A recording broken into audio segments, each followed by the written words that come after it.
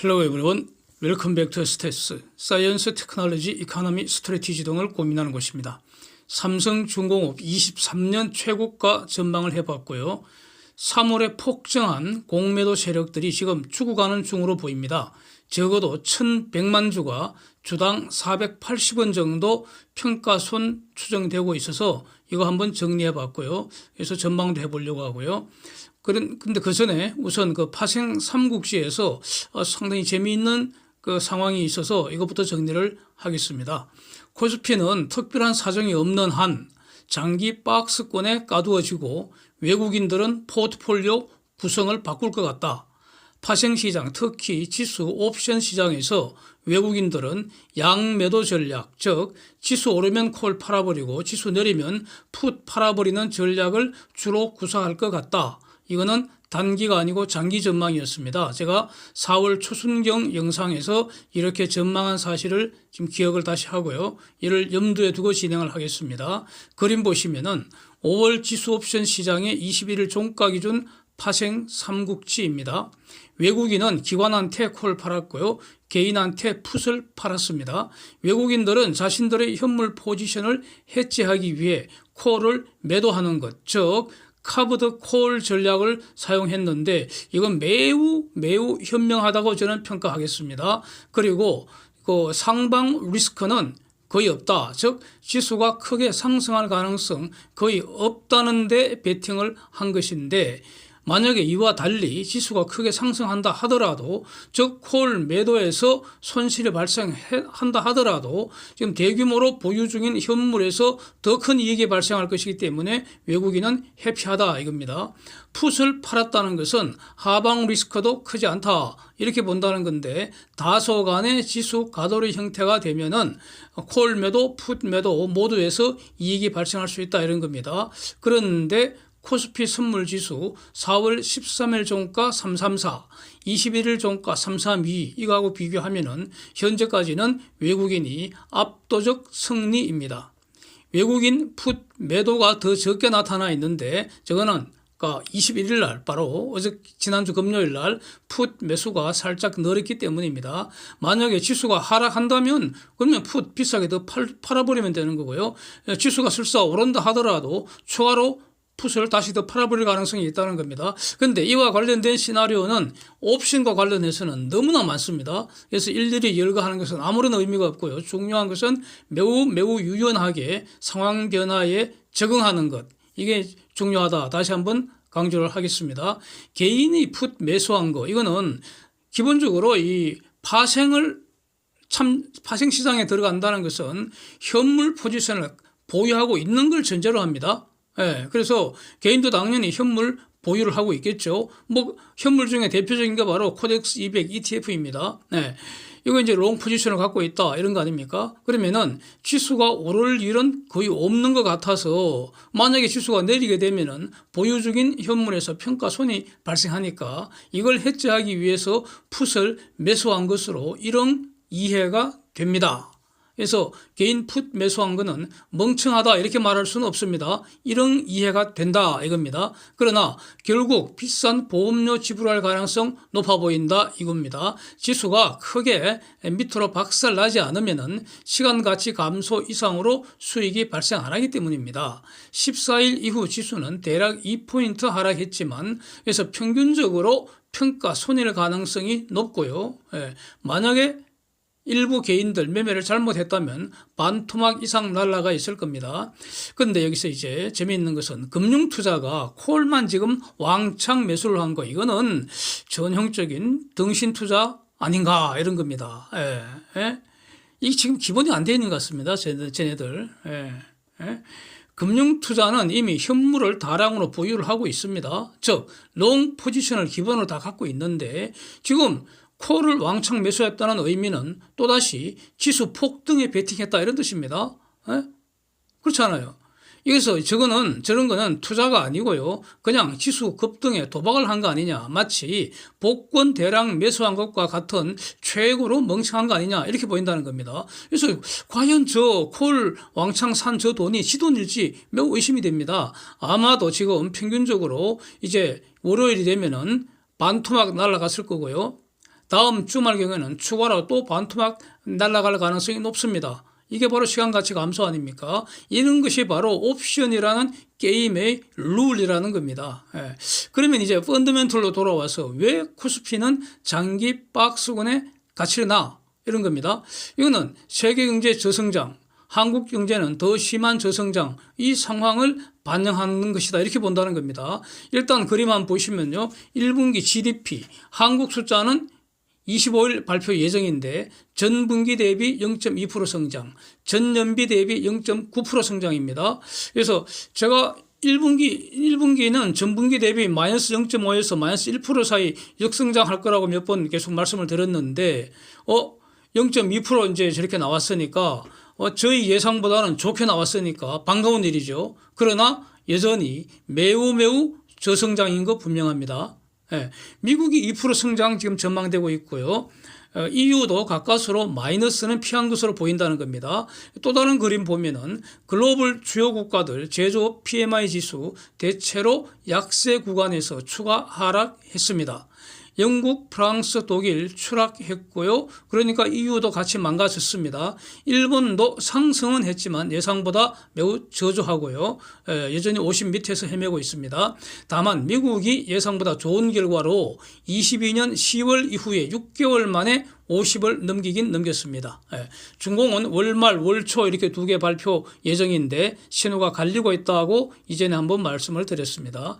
자, 이런 원인은 뭐겠습니까? 단기적으로는 글로벌 경제의 유효 수요 줄었다 이겁니다. 인플레이션과 고금리로 소비자들의 소득이 감소했기 때문입니다. 중기적으로는 미중 경제전쟁의 비용을 결국은 세계 경제가 지불해야 한다는 겁니다. 그리고 장기적으로는 글로벌 유효 인구 지금 감소한다는 겁니다. 예.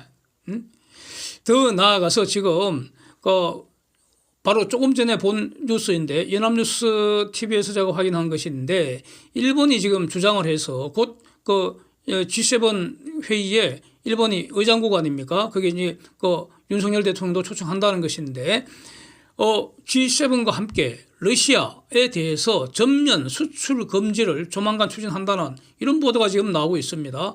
현재는 러시아에 대해서 일부 금수하고요. 나머지는 원칙 수출 허용되어 있습니다.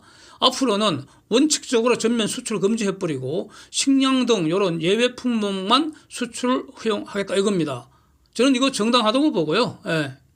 한국도 당연히 참여해야 한다고 봅니다. 저는.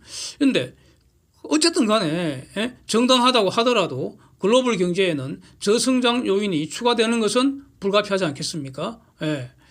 그래서 한국은 이미 글로벌 경제의 중요한 선수이기 때문에 무역 규모는 한 6, 7위 정도 되죠. 경제 규모는 10위권입니다. 그래서 한국의 수출이 감소하는 것은 한국만의 문제가 아니고 단기적으로는 글로벌 경제 문제의 리트머스라고 봐야 하지 않겠습니까? 다만 이제 한국이 제대로 대응을 못하면 장기적으로 순위 추락할 수 있는 것이죠. 그래서 상당히 지금 긴장되는 그런 상황인 거는 다 맞는데 저는 기본적으로 낙관적이어서 한국 기업들이 지금까지보다는 지금부터 즉 앞으로 더 잘할 거다 이렇게 기대를 하고요. 기본적으로 저는 응원을 하는 편입니다. 자, 이런 상황에서 지금 외국인들 하루 종일 지금 사고 팔고 사고 하는데 도대체 무슨 짓을 하고 있겠습니까? 결국 지금까지의 이 포트폴리오 구성을 앞으로 이제 환경이 바뀌니까 변하는 환경에 맞게 포트폴리오 재구성하지 않겠습니까? 앞으로 재미없을 것 같은 거는 팔아치 아프고 앞으로 좋아질 것 같으면 다시 사 모으고 그렇게 하겠죠. 당연하지 않습니까? 그 중요한 특징이 코스피에만 있는 주식이 있다는 거죠. 그게 바로 조선주입니다. 그래서 조선주는 보유 비중을 지속적으로 올리고 있다. 즉 계속 사모으고 있다. 이렇게 보인다는 겁니다. 반도체 주식을 보면은 최근 제가 그린 그림들 쭉 한번 참고하시면서 보십시오. 제가 여러 가지 그림을 많이 올렸습니다. 전부 다 현재 기준 다 업데이트한 자료입니다. 업데이트한 겁니다. 최근에 필라델피아 반도체 지수 약세 보였죠. 그래서 다른 주요 반도체 종목도 글로벌 종목 미국에 있는 거.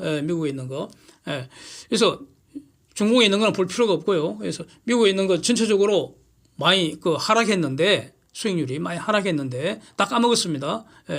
유독 지금 마이크론이 수익률이 좋게 나오고 있습니다. 저거 지금 거품 아닌가 싶습니다. 예. 그렇고 이제 반도체 주식 중에서 외국인은 하이닉스는 팔아치우고 삼성전자는 매수를 늘리고 있다. 이런 거 여러 번 말씀드렸죠. 그래서 4월 같으면 말이죠. 그 그림처럼 제가 그 빨간 동그라미 이렇게 쳐놨는데 그거 4월 달 주목해서 보시면은 조선 5개 종목 중에서 외국인 지분 전부 증가하고 있습니다. 이제 다만 4월에는 삼성중공업 그 지분 증가가 가장 많은데, 예? 많은데 이거는 뭐 2월, 3월에 삼성중공업을 가장 많이 팔아치운 거고 반사 효과도 있을 것이고요. 그리고 그러나 2월, 3월에 그 특별한 악재가 있었던 건 아니지 않습니까? 예. 그래서 앞으로 실적 개선될 전망, 수주가 호조 전망, 그 다음에 삼성중공업은 여러 가지 신규 사업을 진행하고 있습니다. 예? 뭐 여러 가지 많이 있습니다. 예. 그래서 다 종합하면은 장기적으로 구조적으로 호재가 더 많은 것을 지금 평가하기 때문에 외국인들이 조선 주식을 사 모으지 않겠습니까? 그러면서 파란 기둥 한번 보시면은 저거는 1개월 누적 순매수량이고요. 붉은 기둥은 지난 일주일간의 순매수 그 변동 수량입니다.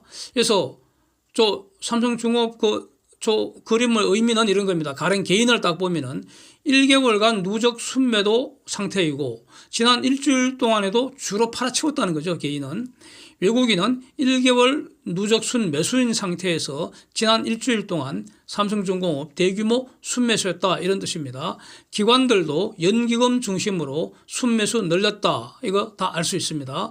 그래서 외국인은 조선주 전 종목 누적 순매수 중이고요.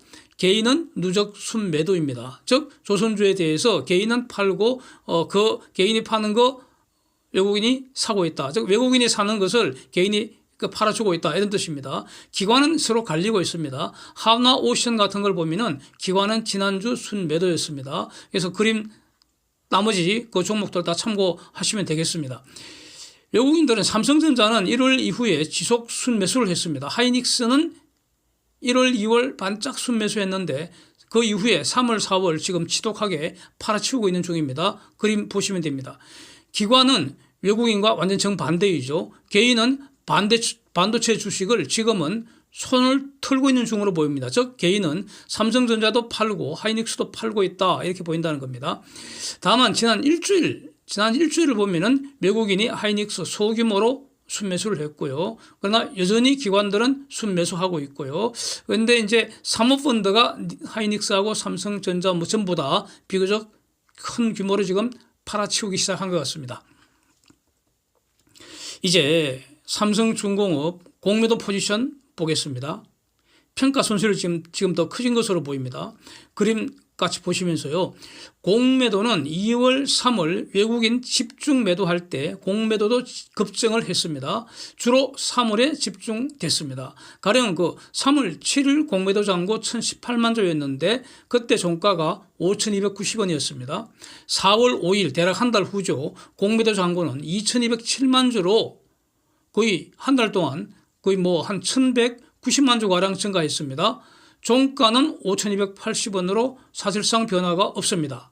그래서 그 전에 즉 4월 5일 이전 3월 27일 전으로 공매도 잔고가 단기 피크였습니다. 2,152만 주 그 근방일 때 주가는 3월 저점인 4,875원 근방에서 놀고 있었는데 그래서 공매도는 주가가 상대적 고점인 2월에는 별로 없었고요.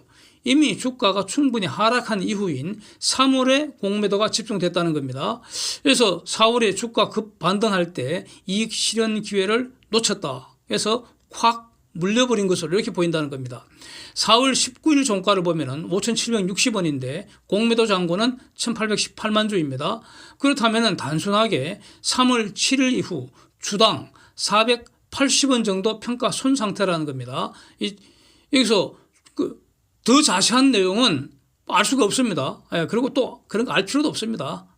하여튼 지금 공매도 세력은 평균적으로 물렸다. 손해보고 있다. 앞으로 만약 주가가 더 오르게 되면은 박살나게 되어 있다. 뭐 이런 겁니다.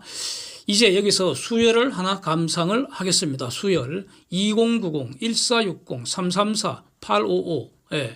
2월, 3월에 외국인이 2,090만 주 팔 때 공매도 1,460만 주 증가를 했습니다. 여기서 주의할 거는 제가 외국인이 공매도 주도했다고 주장하는 거 아닙니다. 예, 다만 그렇게 짐작만 한다는 겁니다. 추정. 예, 정확한 것은 현재 공시 자료로서는 알 수가 없다는 겁니다. 알 수 없는 것을 아는 척 해서는 안 되지 않습니까? 예, 그래서 추정한다는 것이고요. 3월 27일 이후 외국인 855만 주 매수할 때 공매도 숏 커버링은 334만 주밖에 안 되는 것으로 보인다는 겁니다. 그래서 공매도 세력 적어도 1,100만 주가량 물려있다 이겁니다. 2월 공매도 급증 직전에 이미 존재했던 공매도 잔고 있지 않습니까? 조금 있었는데 그거는 변론입니다. 그거는 변론. 여기서 시간은 공매도 편이 아닐 것으로 봅니다. 시간이 갈수록 불리해진다 이거죠. 공매도 세력은. 그래서 벌써 한 서너 번째 다시 한 번 더 말씀드리면은 외국인의 적은 외국인이고 공매도의 적은 공매도라는 겁니다. 예, 서로 빨리 숏 커버링 해야 되니까 탈출해야죠. 이제 조선업종은 지난 10년간 혹독한 구조조정을 마쳤죠. 그러니까 글로벌 조선업 공급 능력이 팍 줄어들어 있습니다. 문 닫았으니까. 그리고 그런 상태에서 업종 고유의 호황 사이클이 시작됐습니다. 돌아가고 있다고 보는데 여기에 더해서 에너지 전환 시대가 이제 진행이 되고 있어서 탄소 배출 규제 솔루션을 결국 조선사가 제시할 수밖에 없습니다. 그 과정에서 수혜를 받는 업종이라는 거죠. 즉 시대적 수혜주, 에너지 전환 시대의 수혜주라고 평가할 수 있습니다. 코스피는 장기 박스권에서 가두리 양식장이 된다고 볼 때 그러면은 조선업종은 어떻겠습니까? 소위 말하는 이 조선업종이 성장주가 될 수 있겠는가 뭐 이런 겁니다. 여기서 성장이 도대체 뭡니까? 양자 컴퓨터는 성장주입니까? 인공지능은 성장 산업입니까? 뭐 이런 거죠. 도대체 성장이 뭡니까? 성장의 의미는 세월이 흐를수록요 밥그릇이 더 커지고 밥상이 더 좋아진다 이런 거 아닙니까? 매출과 이익이 늘어나고 그 늘어나는 속도가 빠르면 빠를수록 더 좋다는 거 아닙니까? 그래서 성장성을 어떻게 측정을 합니까? 그게 바로 매출액 성장률, 영업이익 성장률 이런 것으로 이제 숫자 노래하는 거 아니겠습니까? 조선업에서는 수주, 매출, 이익 이 3박자가 중요한데 지금 수주 전망 밝습니다. 매출 전망도 밝습니다. 이익 전망도 밝다는 겁니다. 그럼 성장 조건 다 충족하는 거 아닙니까? 이와 그 수주, 매출, 이익 관련된 여러 영상들 많이 올라와 있기 때문에 참고하시면 되겠습니다. 자, 조선업 주식은 이 세상에서 코스피에서만 살 수 있습니다. 중공 주식은 제외를 일단 해야 합니다. 제대로 된 투자자가 중공 주식 사겠습니까 지금? 살만한 것은 실천적으로 삼성중공업, 현대중공업, 한화조선, 한화오션, 현대미포 요 4개뿐이라고 저는 봅니다. 한국조선해양은 그 조선조 아니라고 저는 보고요. 세상에서 오직 4개뿐입니다. 저는 삼성중공업이 가장 좋다고 판단을 하고 있고요. 그러나 가장 중요한 것은 지금부터 어떻게 대응하는지가 이제 더 중요하겠죠. 근데 삼성중공업은 지금까지 대응을 잘 하고 있다고 저는 평가를 하겠습니다. 자, 오늘의 안고입니다. 오늘의 안고. 삼성중공업 23년 최고 주가 과연 얼마나 될까 이겁니다. 제가 얼마 전 영상에서 이런 말씀 드렸습니다. 2, 3년 이내에 금년이 아니죠. 2, 3년 이내에 수주 잔고가 현재의 309억 달러에서 500억 달러까지 증가할 수 있다는 전제에서 그걸 전제할 때 그러니까 이런 전제는 지금 말이죠. 선박 건조 속도보다 수주 받는 속도가 더 빠르기 때문에 현재의 수주 추세가 이어지고 플랜트 수주 계속되고 신규 사업 수주가 시작되면은 신규 사업 수주라는 게 뭐겠습니까?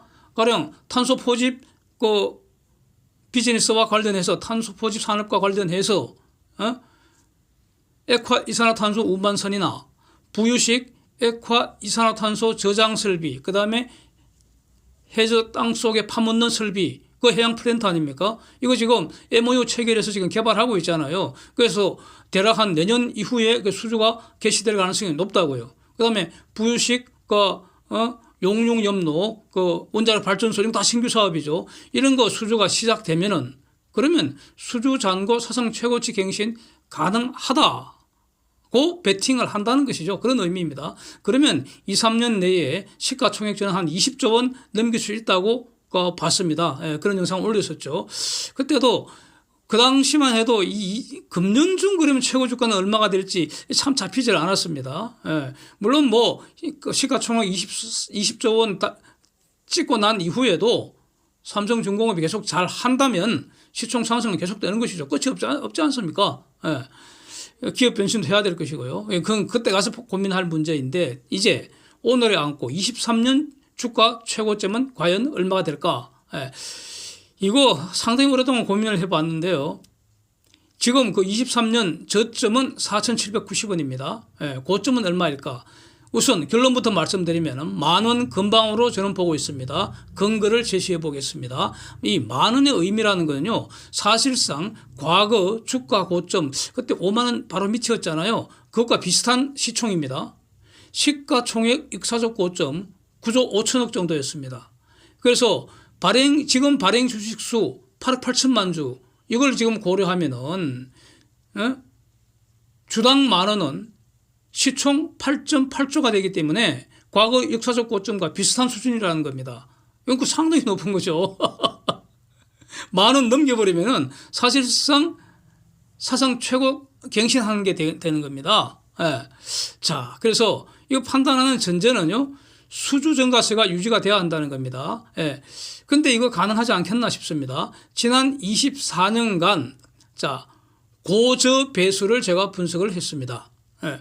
연간 주가 고점과 저점의 비율입니다. 이거는 저는 차트 분석은 안 합니다. 예. 전혀 안 합니다. 예. 차트 분석 어떻게 하는지 내용은 잘 알고 있습니다. 그런데 저는 그런 건 안 합니다. 예. 그래서 그런 어떤 그 차트 분석과는 전혀 다른 것이고요.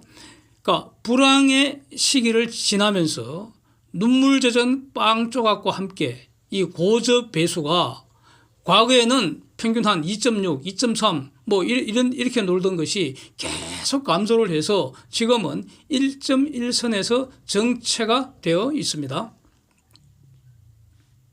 22년 내도록 1.1선이었습니다. 예.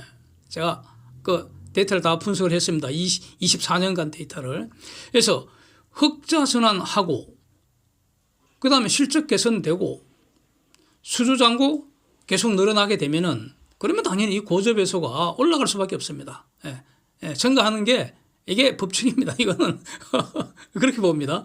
그러면 23년 고저 배수는 가장 가능성이 높은 게 한 2 정도 될 것 같습니다. 예. 요걸 근거로 해서 저는 금년 삼성중공업 연중 최고가 일단 10,000원 근방으로 갈 것으로 이렇게 추정을 하겠습니다. 시기는 알 수가 없을 것 같은데 시기는 상반기에 지금 델핀 FLNG 상반기에는 지금 석 달도 안 남았습니다. 예. 델핀 FLNG, 코랄 두 번째 FLNG, 카타르 LNGC, 모잠비크 LNGC 이런 것들이 그러니까 예정되어 있죠. 예정이라고 할 수 있습니다. 이제는 예상이 아니고요. 그래서 그 예정된 일정대로 수주가 공시되면서 급등을 시작하지 않을까. 그래서 하반기 어느 달에 가능하지 않을까. 뭐 이렇게 정리를 하겠습니다. Thanks for watching. See you next.